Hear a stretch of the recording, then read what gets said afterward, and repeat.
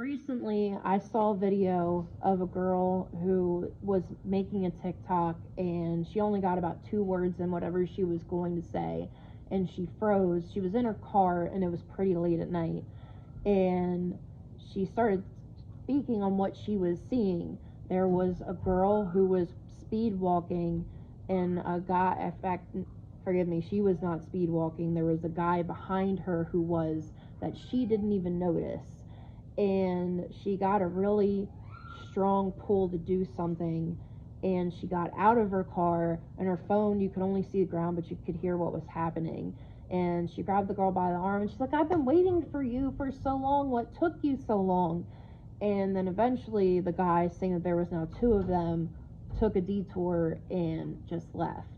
And she explained to the girl that there was a guy behind her, and she didn't know what his intentions were, but she got a bad feeling. And just watching that happen was incredible, because a lot of times you would see something like that going on and have a bad feeling, but then it's like, well, it's not my place. It's not my business. Maybe she or he deserved it because they're out late at night by themselves or something like that, because it's so much easier to not get involved. God is the judge of people and situations, and if he is giving you the discernment to see a fellow human being who is in trouble, and you feel that pull, we're to follow it. We have no idea what God has in store. We might be shy and timid. We might not be the type to normally get involved. But if God is pulling us to do something, to help somebody, to be there for somebody, even if you have all the excuses in the world, even if there are people who would judge you for helping a person for whatever reason, their reputation, whatever it is, if God is telling you, God is going to give you the right words to say. He is going to equip you for what he's called you to do. In Matthew chapter 7, verses 15 to 20, it says, beware of false prophets who come disguised as harmless sheep, but really are vicious wolves. You can identify them by their fruit, that is, by the way they act. Can you pick grapes from thorn bushes or figs from thistles? A good tree produces good fruit, and a bad tree produces bad fruit. A good tree can't produce bad fruit, and a bad tree can't produce good fruit. So every tree that does not produce good fruit is chopped down and thrown into the fire. Yes, just as you can identify a tree by its fruit, so you can identify people by their actions. It says know them by their fruits. And that means, and it goes on to say that it will be chopped down and thrown into the fire. It's not saying that we're to chop someone down and put them in the fire. It's in God's hands. Know them by their fruits, not judge them. Knowing someone by reputation or even what they've done to you is one way, isn't a reason to show them disdain or to treat them like they don't matter. Matthew 23, verses 37 to 40. Jesus replied, you must love the Lord your God with all your heart, all your soul, and all your mind. This is the first and greatest commandment. A second is equally important. Love your neighbor as yourself. The entire law and all the demands of the prophets are based on these 2 commandments. Matthew 10, 14, and 16. If any household or town refuses to welcome you or listen to your message, shake its dust from your feet as you leave. I tell you the truth, the wicked cities of Sodom and Gomorrah will be better off than a town such as that on Judgment Day. Look, I am sending you out as sheep among wolves, so be as shrewd as snakes and harmless as doves.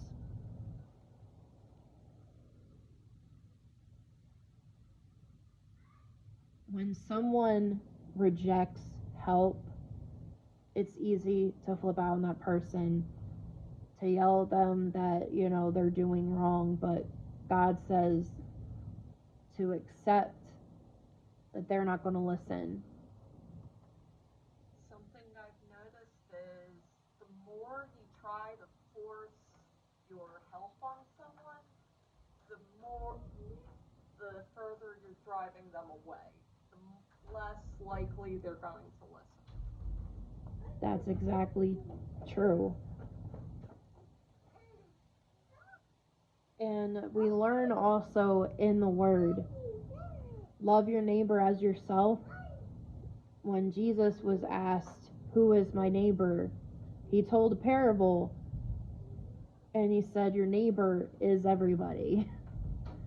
No one is excluded. And one of my favorite verses, so be as shrewd as snakes and harmless as doves. Everyone would say all the Bible, the scriptures that I have shared so far are contradictory, but they really go hand in hand into a deeper level. For example, if you know for a fact that someone is a drug addict, not by reputation, but you've seen it, they've stolen from you, they've admitted, whatever the case, and they come to you for help, and they say it's for food, you can, automatically assume that's for drugs, and you could be correct. And it would be very easy to yell at that person, to look down on them like they're the scum of the earth, and to, cuss them out and send them on their way. But that part is shrewd as snakes, where you know what might happen or what's going to happen, but gentle as doves. If they're coming to you and asking you for food, instead of giving them money, go get them food. And that is a true test to see where somebody's at as well. Because if you bring the food to them and they're, in anger, then you know that they're not ready to change. And that's not really what they wanted. But if they accept the food with gladness, that is the time, you're sharing your love of Christ. We don't know the heart of man, only God can.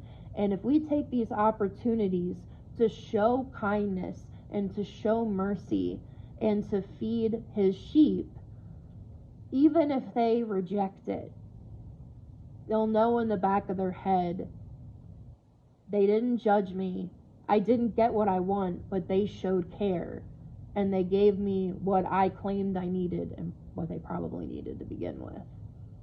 But if someone who is genuinely wanting food and trying to get out of their cycle, but they're not telling anybody, because we all have a tendency, Christian or non, to be judgmental, be like, yeah, right, of course you're trying to change. I've heard that one before.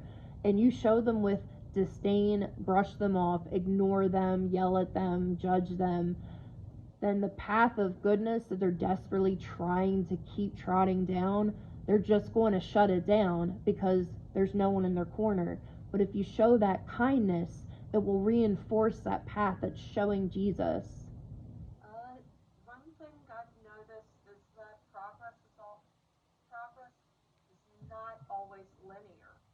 You could be doing good and then something happens or you have a bad day and let's say you're trying to stay away from alcohol and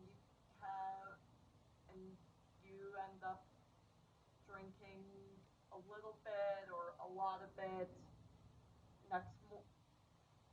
and throw off all your progress and have to start over again. That not as long as you catch yourself, that that bad decision doesn't throw away everything, but you have to catch yourself and be like, okay, I messed up. I have to do better. Did something trigger me? What triggered me?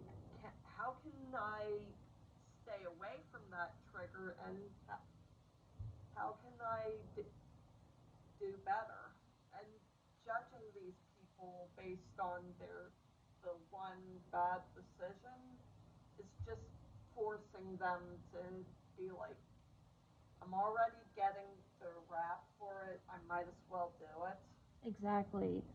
And that brings to mind, my mom always used to tell me that everybody has their rock bottom. That you might think that someone's at the lowest they can be, and this is going to be the turnaround. But if you don't have the desire to change, it's not going to happen. And they just keep going lower and lower and lower. And sometimes they never hit that rock bottom, and it ends up killing them.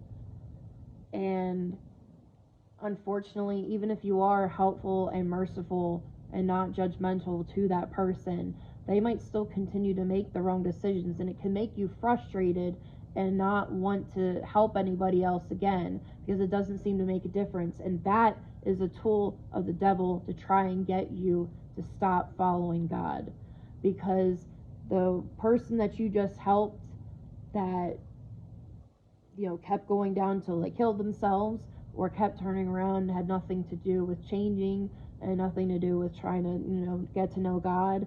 The next person that comes to you for help, or you have an opportunity to help, God shows you this person to help, that if you ignore them, that's the person that God's trying to put them in your path so they can have that starting point to change and to accelerate.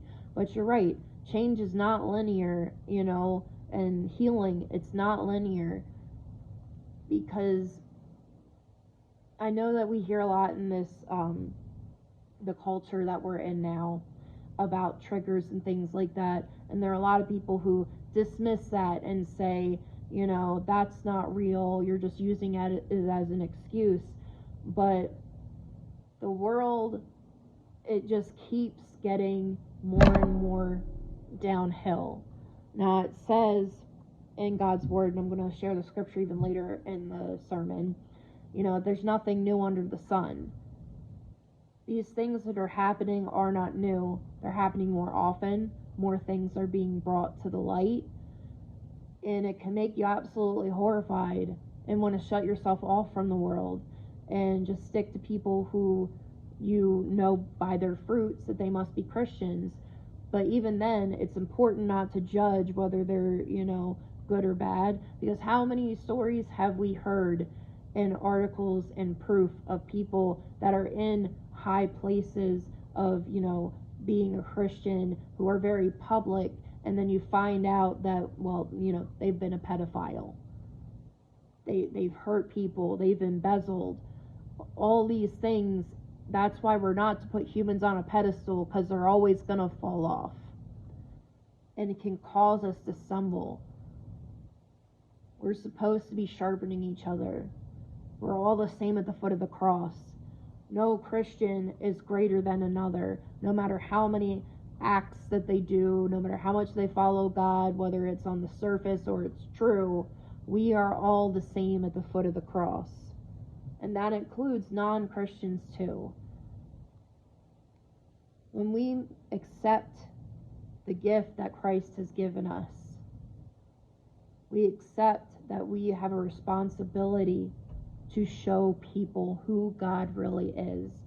That means when we're tired, when we're frustrated, when we just don't feel like getting involved, when we don't feel like doing anything, when God is pulling you to do it, that's the key. Iron sharpens iron.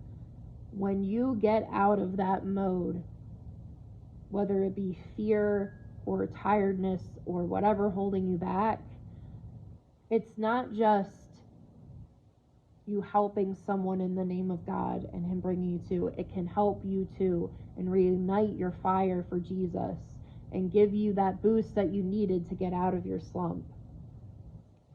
Romans 12 verses 19 to 21 says, "Dear friends, never take revenge. Leave that to the righteous anger of God. For the scriptures say, I will take revenge. I will pay them back, says the Lord. Instead, if your enemies are hungry, feed them. If they are thirsty, give them something to drink. In doing this, you will heap burning coals of shame on their heads. Do not let evil conquer you, but conquer evil by doing good."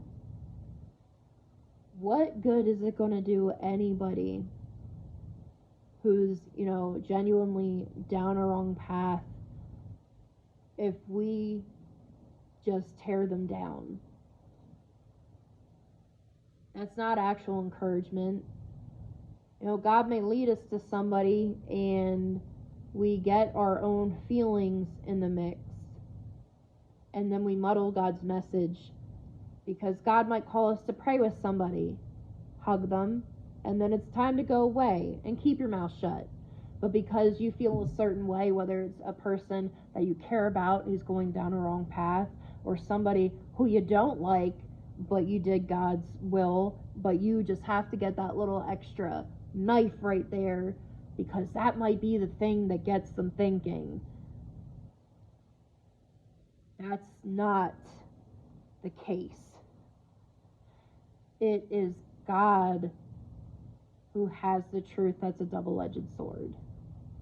It is God who will use our kindness and our willingness and our steps to take action and our following Him. The kindness, the mercy, the love that will help change somebody. Now, I'm not talking about tough love, because like the example that I gave before of someone who's a drug addict or an alcoholic or whatever comes to you asking for money, like, tough love is not giving them the money, but giving them the groceries that they asked for, or the tank of gas that they asked for. If you're able to do it. Now, if they're asking you something that you're not able to do, or if it's, not legal, then tough love is saying, I'm praying for you. Do you want me to pray with you now? But not giving in to what they want. See, love and mercy are not weak. That's quite the opposite. They are the strongest weapons that we have. Ephesians chapter 4, verses 30 to 32. And do not bring sorrow to God's Holy Spirit by the way you live. Remember, He has identified you as His own, guaranteeing that you will be saved on the day of redemption. Get rid of all bitterness, rage, anger, harsh words, and slander, as well as all types of evil behavior. Instead, be kind to each other, tender-hearted, forgiving one another, just as God through Christ has forgiven you. Kindness and grace and love should be what we lead with in our life, to our friends, to our family, to strangers. For example, going back to the video that I shared with you all that I saw, it would have been so easy to let it go, to just not intervene, to clear the conscience that, well, she asked for it to be out so late at night on her own. And the shame that has been heaped upon women from the beginning, for ages upon ages, we have had fear instilled in us in the beginning of all the ways that we need to protect ourselves. And there's been more of that than teaching, men not to hurt women. There's another video that I recently saw that compared something so simple as going out for a run, how women and men is so different. And it showed how a woman was like, well, do I have my pepper spray? Do I have, my keys where I can get them ready? And I forget what else she had, but it was a long list. And then the guy was like, all right, my headphones are charged, time to go. And then, when they're running, the woman was like, I gotta remember to keep one earphone out so I can pay attention if there's anybody trying to come up behind me, so I'm aware of any threats. And then the man was like, all right, let's turn this music up and get going. And then it went back to the woman. It's like, oh, it's getting dark soon. I need to turn around and go home so that way I can be safe. And the man was like, oh, cool, it's going to be dark soon. It's time to turn this music up. And then the video had the two cross each other, and the woman was like, oh no, is this guy gonna hurt me? And then the man was thinking, I can't be creepy, I don't want to scare her.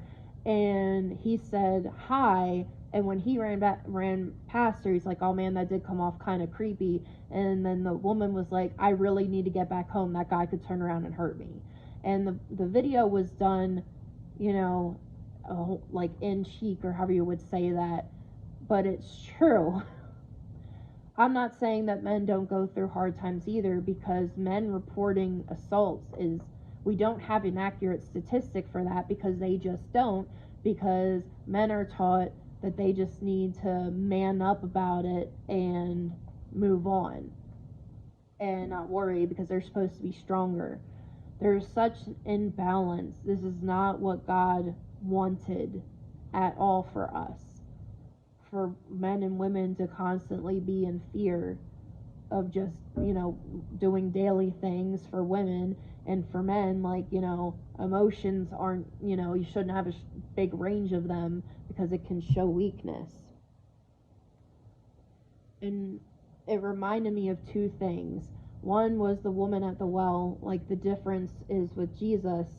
Jesus told her that he knew that the man that she was with now was not her husband, and the men that she'd been with beforehand were not her husband. And he didn't say it in a sassy, sarcastic, accusatory, judgmental kind of way. He just stated the truth. And he gave her life-giving water, which was incredible, not just because she was a woman, not just because she was an adulteress, but because she was a Samaritan and he was a Jew, and they hated each other. I mean, not them specifically, but like in general, because Jesus did not hate. And even more so, it reminded me of what happened in John chapter 8, verses 1 through 11. Jesus returned to the Mount of Olives, but the next morning he was back again at the temple. A crowd soon gathered, and he sat down and taught them. As he was speaking, the teachers of religious law and the Pharisees brought a woman who had been caught in the act of adultery. They put her in front of the crowd. "Teacher," they said to Jesus, "this woman was caught into the act of adultery. The law of Moses says to stone her. What do you say?" They were trying to trap him into saying something they could use against him, but Jesus stooped down and wrote in the dust with his finger. They kept demanding an answer, so he stood up again and said, "All right, but let the one who has never sinned throw the first stone." Then he stooped down again and wrote in the dust. When the accusers heard this, they slipped away one by one, beginning with the oldest, until only Jesus was left in the middle of the crowd with the woman. Then Jesus stood up again and said to the woman, "Where are your accusers? Did even one of them condemn you?" "No, Lord," she said. And Jesus said, "Neither do I. Go and sin no more." Now, a couple of things that stands out is, like, this woman was caught in the act of adultery. Clearly, if she was caught in the act, the man was too. He wasn't brought before. Don't know what happened to him. And one thing we don't know is what Jesus was writing in the dust. And that's definitely one thing I'm going to ask him, because that's been a question of mine since I was a child. But notice how Jesus was. He was showing how, yes, the old law was strict, eye for an eye, and stoning, and this and that and the other. But Jesus was to represent a new beginning, a new testament, a new covenant, how we are supposed to be towards each other. How he just said, but let the one who has never sinned throw the first stone. Because, again, another thing Jesus said, how can you point out the speck in your brother's eye when you've got a plank coming out of yours? This is why God is to be the judge and not us. One of the many reasons why. And what did he say? "I don't condemn you either. Now go and sin no more." He showed so much grace and mercy to that woman in that moment, when there was a whole crowd of people where not one was sympathetic. Not one was following, what God wanted. We use the excuse that things and people just aren't worth it because the world is going to pot, because of what they've done to me in the past, because of what I know they're into. But newsflash, this world has always been going to pot. It's always been on this trajectory. That's why, there are spiritual battles that we don't see. Battles that are going on where the enemy is trying to tempt us into not following God, and to, if we're saved, to get us to turn away and to go into sin and to not be God's ambassador that we were called to ignore what Christ is trying to tell us in our heart, to stop people from accepting Christ and to just bring them down. Ecclesiastes chapter 1, 9 through 11 says, "History merely repeats itself. It has all been done before. Nothing under the sun is truly new. Sometimes people say, 'Here's something new,' but actually it's old. Nothing is ever truly new. We don't remember what happened in the past, and in future generations, no one will remember what we're doing now. But it's always there, under the surface, ready to drag you down, like quicksand." Some use the excuse that somehow they deserve what's going to happen to them, or what has happened to them, so it's good to just let it happen and not to offer grace or a hand up. I had a relative growing up who would literally show me, from when I was a kid, articles in the newspaper about a woman who was either raped or murdered or both, and have me read the article and point out to them all the things the woman could have done to prevent that from happening. And I knew in my heart that that wasn't right. We need to offer grace. Stop accusing each other and tearing each other down, and just recognize, yeah, this person messed up, this person has a problem, but how can I help them? And if I have so much rage that I just can't reconcile right now, then it is time to just walk away, and that's the biggest thing you can do to bless them. How quickly we forget the times that we had grace shown to us when we fell short, or when we haven't, but people saw us through that lens of God and saw that we needed help. There are a lot of times we're just going about our daily lives and not seeing that we're slowly sinking in to whether it be sin, temptation, or just turning away from God. Maybe it's no great sin. Maybe it's just, well, I missed church because I was sick for a couple weeks, and what's the big deal about not going anymore? Not fellowshipping with other Christians, not reading the Bible. I skip my devotions for the past couple of days so I can keep doing it. It's no bother. And sometimes it's just as simple as that, where we can tell someone, hey, I noticed a difference.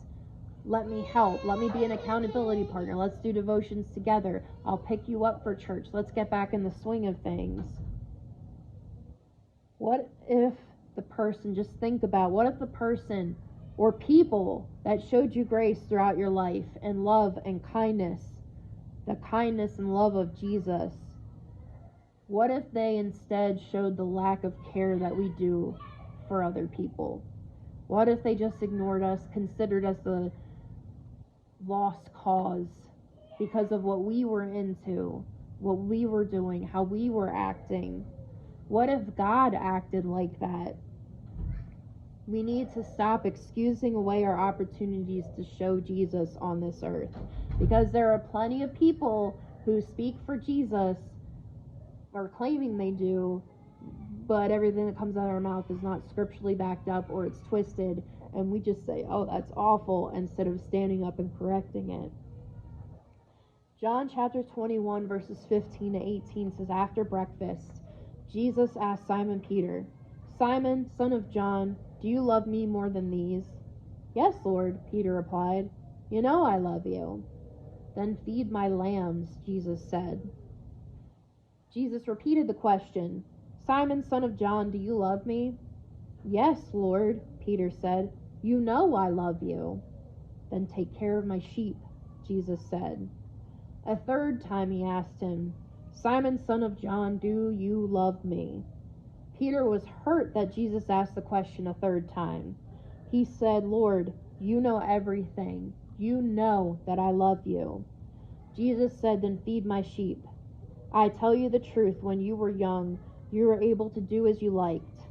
You dressed yourself and went wherever you wanted to go. But when you are old, you will stretch out your hands, and others will dress you and take you where you don't want to go." When he was talking about his sheep, he was talking about the people of the world. To feed them when they're hungry, give them water when they need something to drink, to be there for them, encourage them, pray for them, pray with them. We need to resist that base human urge to just not do anything, to judge, to condemn, and to let his sheep just get lost and starve. We need to feed his sheep. Feed his sheep just as others have heeded God's call to feed you when you were in need, when you were lost. We need to feed his sheep.